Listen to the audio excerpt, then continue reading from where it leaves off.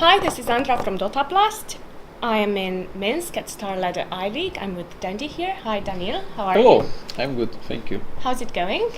It's going so-so. We already lost yesterday, so it's pretty tough at some point, but everything alright. Did you have especially high expectations for this tournament?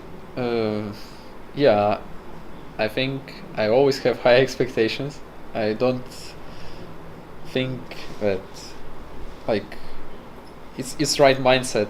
You should think that you can beat everybody else. I don't want to be in top 16 or top 32 or whatever. I want to be top 1, so I need to fight for top 1, and to fight for top 1 I should be able to beat any opponent, at least in my mind. So expectations were high for me. Maybe not for everyone on my team, maybe, but for me, for sure. What happened exactly? What went wrong? We are not that strong yet. I think individually we are pretty high, but there are a lot of other aspects in Dota that you need to have on a really high level to team to achieve something, and something like team spirit, friendship, discipline, and many other things. For example, what went wrong for us, I think, a lot of points. We're losing a lot of points in communication. We're not giving enough information. We're not giving information in right times. We don't give the right information in game, and that cost us a lot in game. And what else? So communication and discipline, I guess. Yeah, discipline is really what we are lacking for a long time. As a CIS players, we're always very aggressive, usually, and sometimes we lose a track of what's going on. Or discipline is losing and we are going full YOLO, whatever, and it happens a lot. We're trying to work on it, and for now it's really low. That's why we are doing mistakes. Usually we are leading in the game, for example. It's really what happens, what I feel, but when we are throwing somewhere and stuff like this, it happens. And I think big part of the problem is communication. Communication and discipline. Yeah. And discipline. Do you think the current lineup is going to improve on those aspects? Or do you need to make roster changes and experiment further with the roster? I think any lineup can improve. It all depends on human mindset, on players' mindset.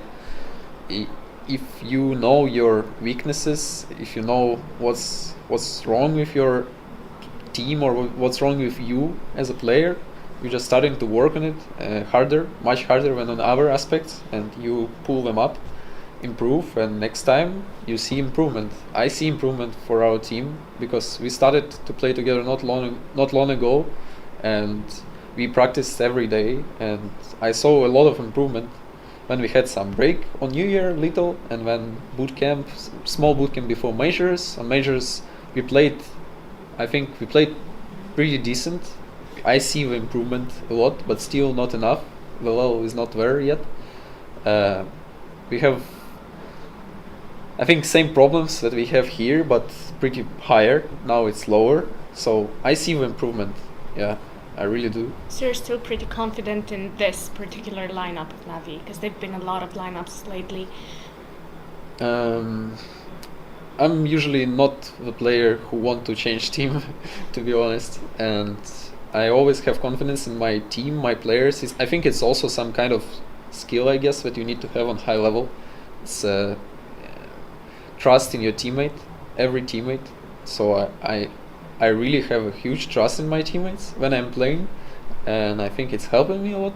So if everyone have trust between each other, team spirit is really high, and you can pull out a lot of high level plays. You can play some heroes that you never played, or you play them low and you can play on high level. If just on the back of I can say I want to play patch. I just give simple example, and if all my team believes in me, I'll play it, and I'll probably play it good because I know I have backup behind my shoulders from my teammates, that they having a trust in me, they helping me and stuff like this. And you can build on that momentum and take it further, yeah. Yes, but when I don't have this trust, obviously I can't play patch, or I won't play it on on high level. I won't play it really good or something like that.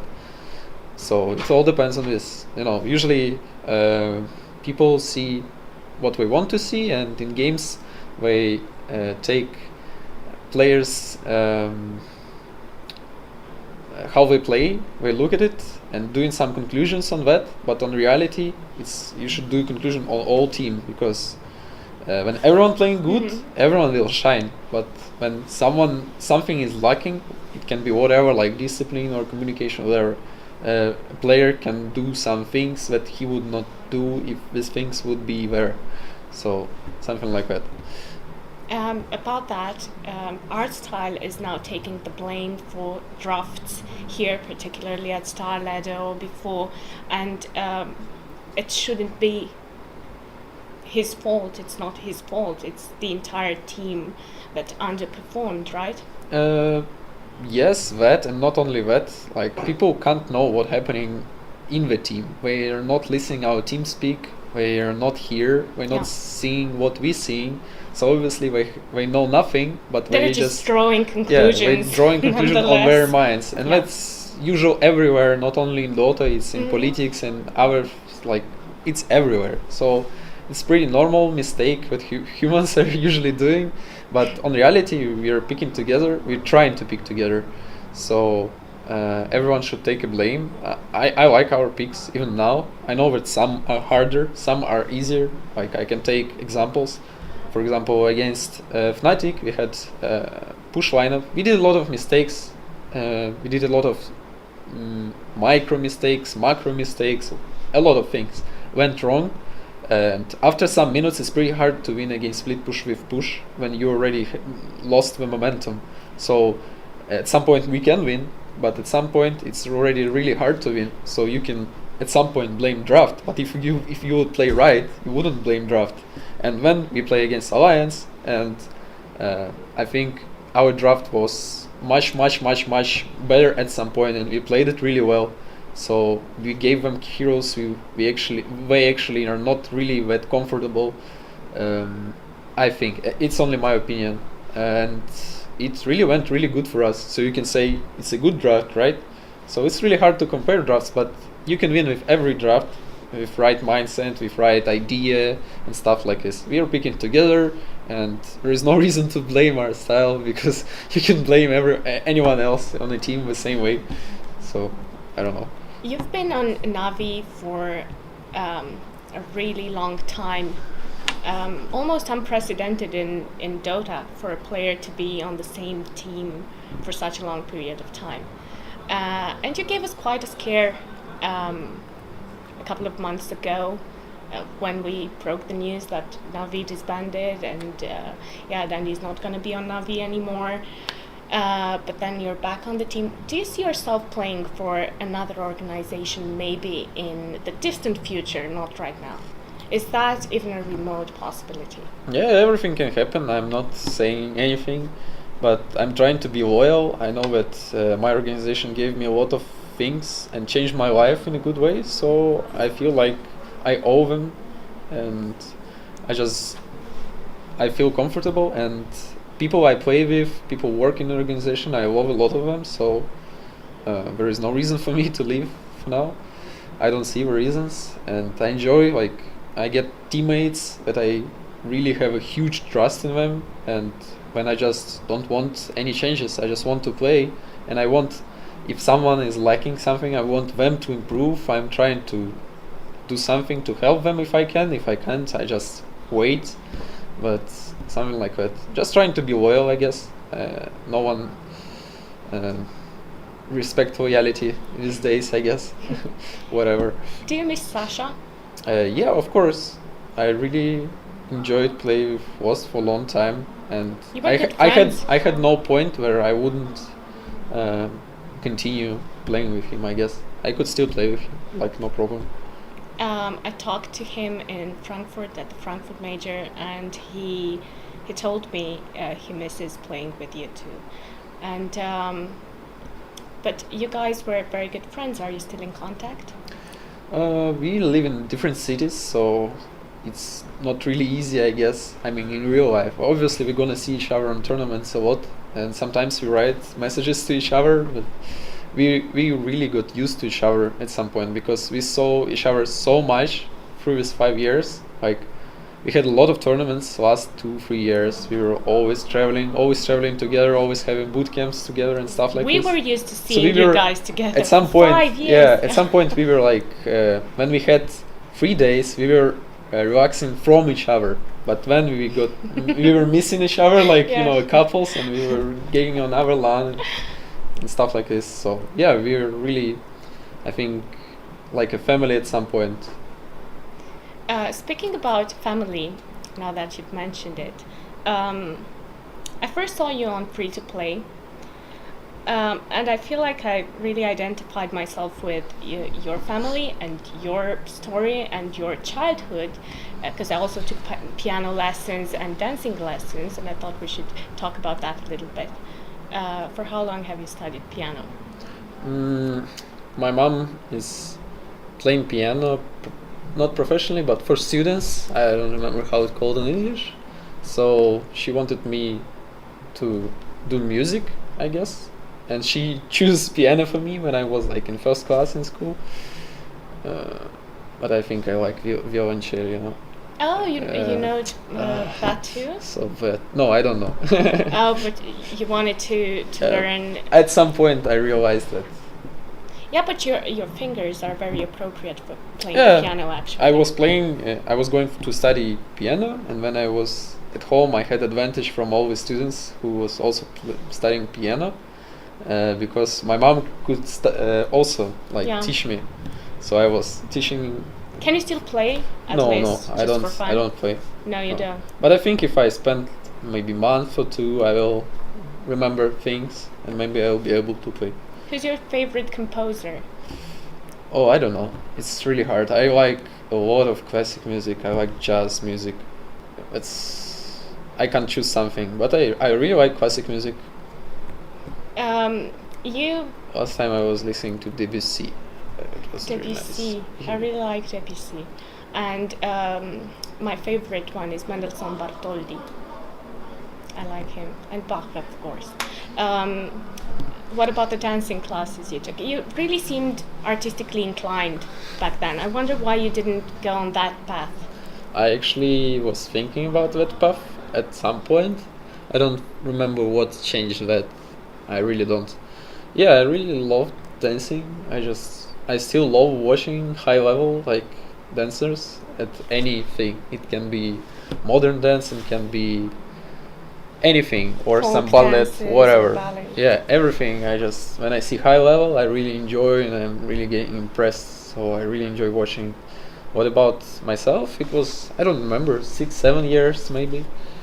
Yeah, a lot of some traveling around and Were you dancing with my competitive group. Yeah, back then? competitive dancing, but it still was not super high level, I guess. But I was young, right? So there is no high level there, and I think it really helped me in Dota also at some point because Really, dancing. yeah, because you dance in front of a crowd, or you piano also. You doing exams, where you're playing something in front of a an crowd. audience. Yeah, in front of an audience, and those things help me because in Dota now I don't feel any pressure when I'm playing on stage.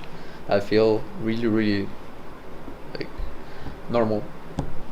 The CIS region is absolutely huge, and considering the high number of people playing Dota casually in the CIS region, why do you think there are so few people breaking into the professional scene every year? Oh, it's pretty tough question, I guess. I can only guess because it's really weird for me.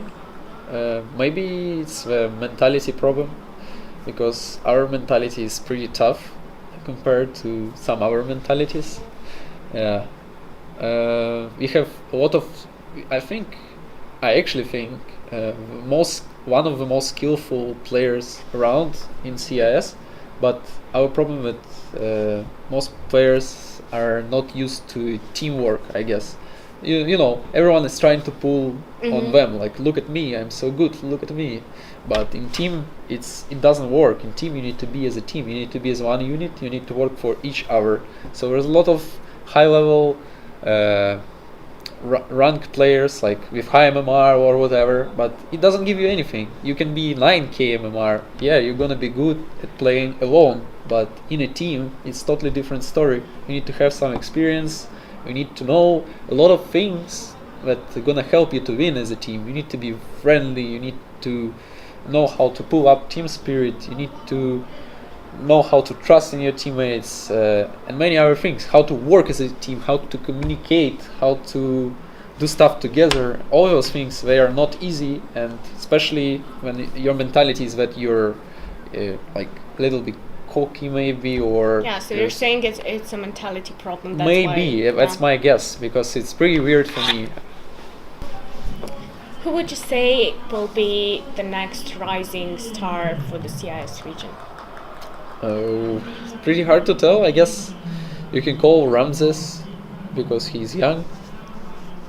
How old is he? 16. Oh, he's 16. Yeah, Yeah. he definitely qualifies for a rising star. Okay, Yeah. so we'll say Ramses is definitely the CIS rising star. My teammates, if Your you can call teammates. them young, but I guess they're not that young. Soneiko is pretty. He's already a star. He's already a star. Yeah, there's definitely plenty of room to rise, though. Always. He's insanely good. You have no idea. We're just pulling him down at some point, I guess. You called him a diamond once, Yeah. right? I can repeat it. He's still a diamond. He's like a diamond. Okay, thank you so much Thank you. for the interview and for taking the time to talk to us to No Dota problem. Blast. Any shout outs? Shout out to my team. Hi guys. To my friends, to my family, to my fans. I love you everyone. And let's do a hug. Let's do a hug. Thank you so much. Best of luck. Thank you.